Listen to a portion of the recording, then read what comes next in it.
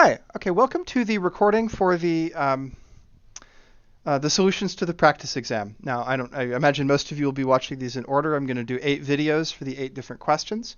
You've probably noticed the camera angle is messed up. That's because I've had a problem with my tripod, and I've got the camera just propped on some junk on my desk. So I'm going to do these as expeditiously as I can. I will answer questions from the people who are here who are asking about these problems. Physics is cool. No, it's not RIP forever. There's a part that's going to be super easy to replace. So the first question asks you to imagine a platform. This is a side view.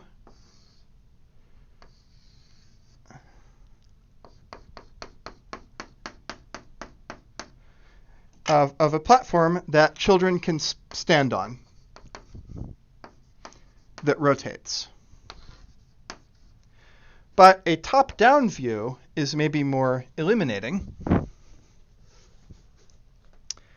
where we say, all right,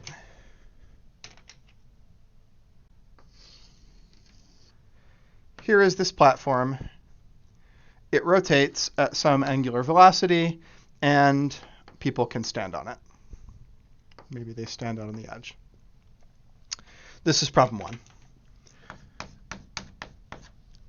And I'll note right away there was a problem with problem 1 when I posted it.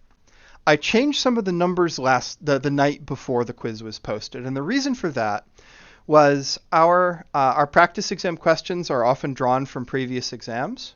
And I noticed when it was too late to choose another problem that this problem had been posted on Chegg when we gave it as a previous exam problem.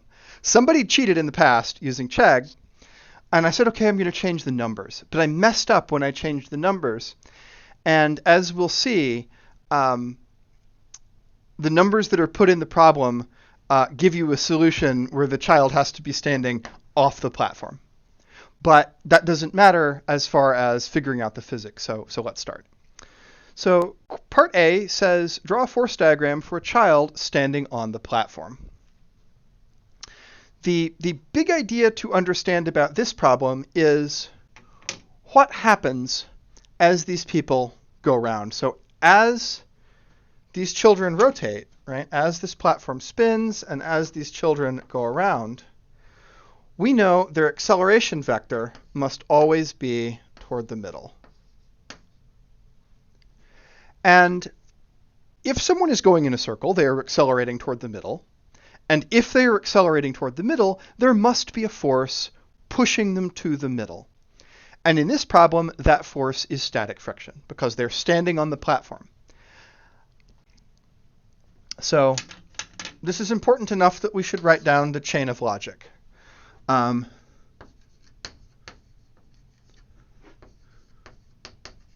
We are going in a circle.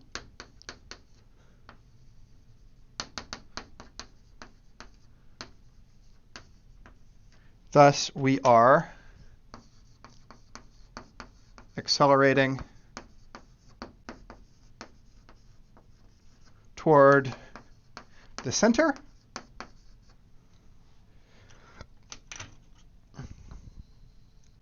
Well, in order to have an acceleration, you must have a force. So, thus, there must be a force toward the center. Now, this is not some new magical force. This is an old familiar force from the list that we already know about. And in this case, the only force that could push us toward the middle is static friction.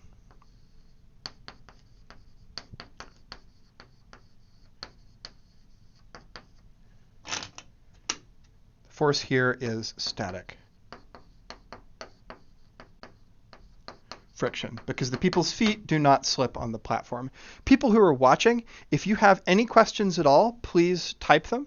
I've got both Twitch and Zoom chat up on my screen, so I will be able to see any questions that you ask. So here I've used half my blackboard to understand what is going on. Now let's use the other half to do the calculations. So looking at the person from the side,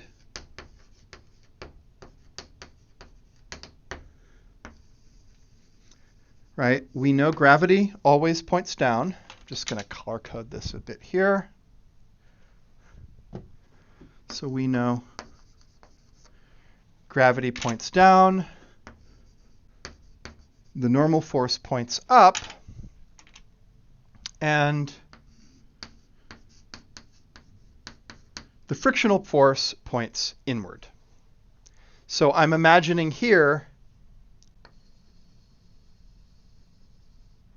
a person standing at that spot. So this is toward the center.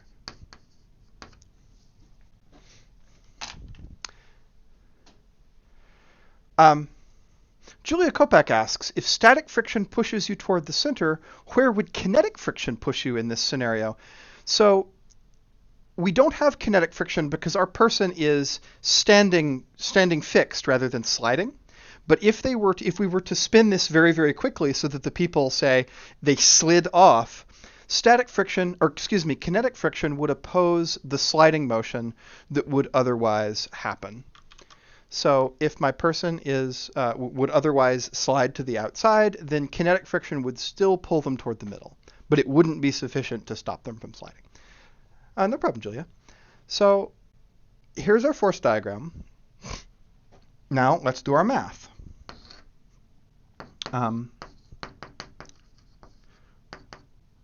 So we have Newton's laws in both x and y. Need my different colors here. So in the x direction, the only force I've got is static friction. Now I'm interested in this problem in the limiting case where because the question asks, how close to the edge can the person stand without slipping? So we want to figure out, like, if I go too far out to the edge, then static friction won't be enough to stop me from sliding. But if I'm closer to the inside, then it will. And so I'm going to put in the form for the limiting value of static friction. So we know that the maximum value of static friction is the normal force times the coefficient of friction. So I'm going to go ahead and put that in. We're going to pick a coordinate system. It's the usual one. So I have the coefficient of static friction times the normal force, and that's equal to the centripetal acceleration, which is omega squared r. Right? Because come on. This piece of chalk is not behaving. M omega squared r. Because we know we are accelerating toward the middle. And in the y direction, I'm not accelerating up or down, so I know that the normal force minus mg equals 0. Okay, so now in my tiny little piece of board left, I can do the algebra. So in the y direction, I know the normal force minus mg equals 0. This tells me, well, that the normal force just equals mg. I know you probably could have guessed this, right? But it's always important to think about it, right? This is not always true. It's just true because we're not accelerating in the y direction and there are no other forces in the y direction. So now I'm going to take this result and I'm going to substitute it back in here to get that the coefficient of static friction times mg equals m omega squared r. So this is a relation between, so what does this formula do for me? It relates the coefficient of static friction, how fast the platform is spinning, and the maximum radius where I can stand safely. So if I think about this diagram, so I'm going to erase the left-hand side of the board now.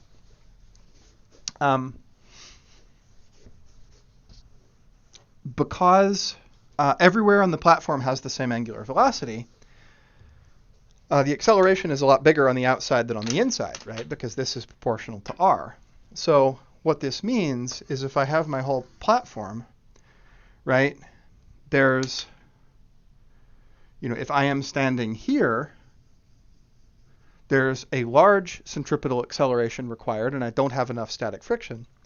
But if I'm standing here, there is a smaller amount of static friction required. So you might imagine cutting this platform into two zones, right? So if here's the middle, you might say, all right, inside here, in the purple region,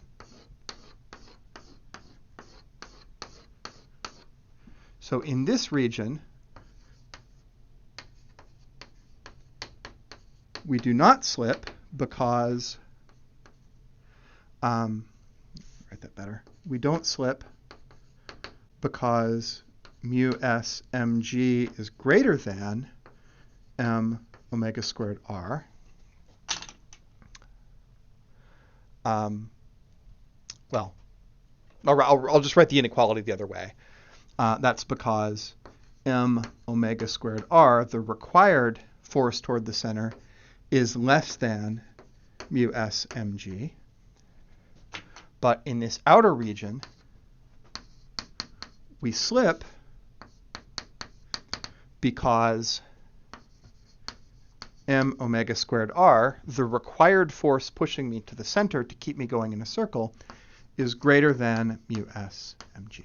So let's label these terms. This is the required force toward the center, and this is the max static friction. Okay, so we've now got that relationship. We've done the math, so now let's put in the numbers for the problem, and we'll see where I messed up in changing the numbers to deal with the Chegg cheaters. Some of you may know that there were a lot of people who used Chegg last year to cheat on the final exam for Physics 211, and that tends not to end well. Just checking something on my computers, okay?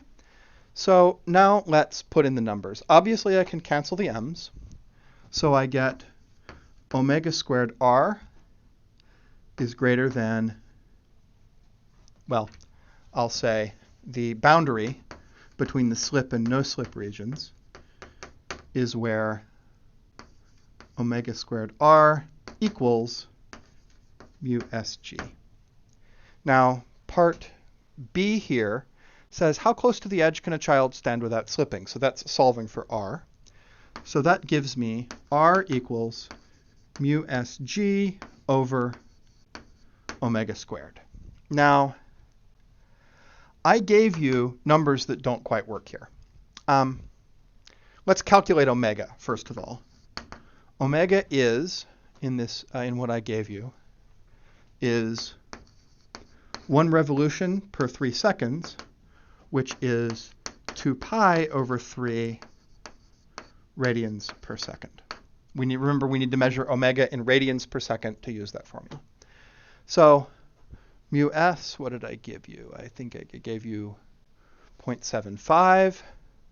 So that's 0.75 times 10 meters per second squared divided by that squared. So 4 pi squared over 9 radians squared per second squared. It's important to put in the units because we need to make sure our dimensions come out right. So my seconds squared cancel, and radians are dimensionless. So that all works out. But let's now run those numbers. So I'm going to type this into Google Calculator.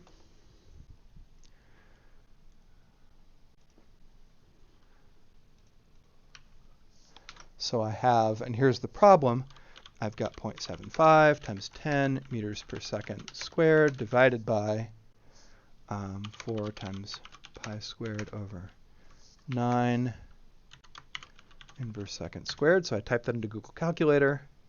Google Calculator is pondering, whoop, I have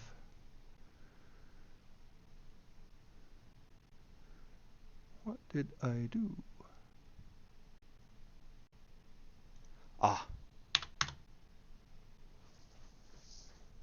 I typed my units wrong into Google Calculator.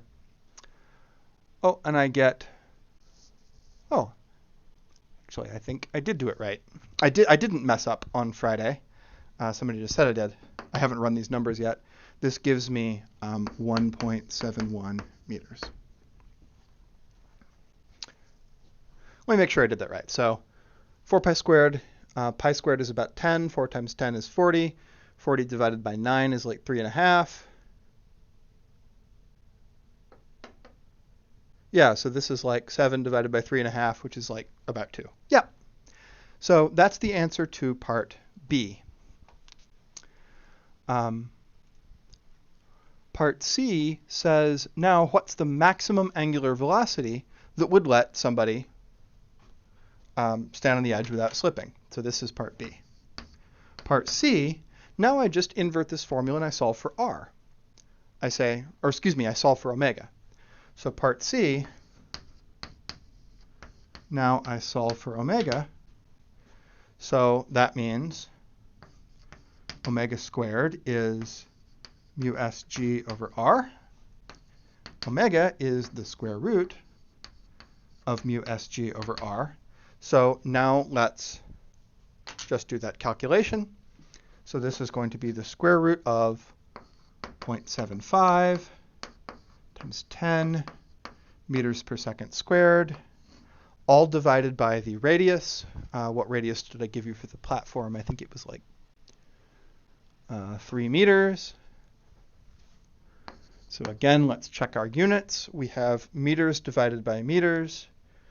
So that cancels. We have the square root of inverse second squareds, which is per seconds.